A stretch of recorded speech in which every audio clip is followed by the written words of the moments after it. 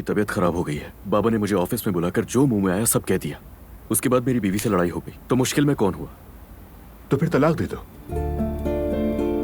मरियम अम्मी, अगर आपको दुख दिया या तकलीफ दी हो तो माफी चाहती हूँ। वहाँ क्या होने वाला है मैं नहीं जानती थी, इसलिए माफ कर दे मुझे। बाबा जान, आप भी माफ कर दीजिए। मैं समझी थी कि एक आम सी दावत होगी जिसमें लड़कियां हैं, लेकिन वहाँ तो कुछ और ही निकला। आपको दुख दिया मैंने, इसके लिए बहुत ज्यादा अफसोस है। दिल से माफ कर दीजिए मुझे। ओहो, देखकर नहीं चल सकते हो? मैं देखकर चलूं? तो क्या मैं? तुमने टक्कर मारी मुझे। पहले अपना हाथ नीचे करो। अपनी माँ के प्रिंसिपल होने पर अकड़ मत दिखाओ। तुमने कहा फंड रेजिंग फेयर में जा रहा हूँ और गए भी नहीं, और जब सजा का खतरा आया तो मेरा नाम इस्तेमाल किया।